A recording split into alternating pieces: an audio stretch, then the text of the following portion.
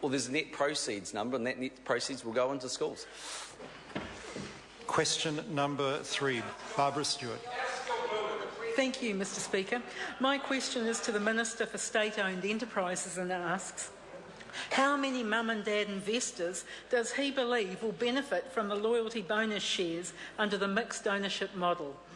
The Honourable Tony Ryall. Mr Speaker, securities legislation prevents me from commenting directly on the expected level of demand for shares.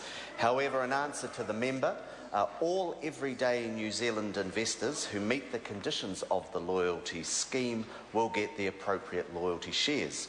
The government's very confident that all 4.5 million New Zealanders will benefit from a successful float, because this will help control New Zealand's debt as the world debt crisis deepens and allow us to invest in building schools, roads and hospitals without having to borrow from foreign banks. Barbara Stewart. Thank you, Mr Speaker. Is he aware that the result of the Queensland Rail share float meant that of the 80,000 local mum and dad investors, 50,000 sold their shares in the company before the loyalty share bonus eventuated? And if so, how does he believe that the proposed share floats in New Zealand will be any different?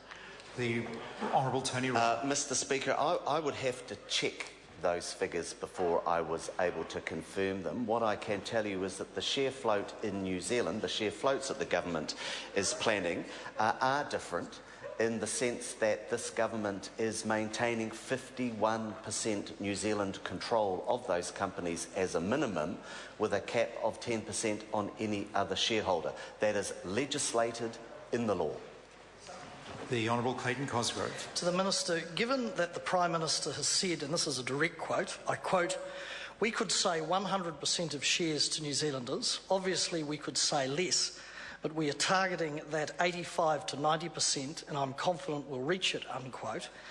Then isn't the announcement of a loyalty bonus share scheme an admission of defeat, that these shares will not be held by Kiwis in the long term and will eventually be sold predominantly to foreign interests in the same way that Contact Energy shares were predominantly sold to foreign interests? The Honourable Tony Ryall. Mr Speaker, no, because the government is determined that there will be a successful float, because that's in the interests of all New Zealanders. And I have to tell the member that the use of loyalty shares is not unusual. When a government across the Tasman sold Qantas shares, they had bonus shares of 1 for every 25 held to a cap of 800 bonus shares. Telstra 3 saw a bonus share of 1 for every 25 held, capped to 8,000 shares for the general public. And in Queensland Ryall, it was 1 in 20 bonus shares for Australians and 1 in 15 for Queenslanders. I think this is quite a mainstream approach, part of keeping everyday New Zealanders at the front of the queue, and I'd like to thank the opposition for the great publicity they're giving the government's loyalty share proposition. Stewart. Thank you, Mr Speaker. Has he received any advice or reports indicating that mum and dads account for more than 7% of the population? And if so, how does he reconcile this with the fact that, based on Treasury forecasts, only 7% of New Zealanders will purchase shares in mixed ownership model programs? The Honourable Tony Ryall. Mr Speaker, the government's made it clear that this is a program that seeks to engage support from everyday New Zealanders, and of course those who are able to participate will.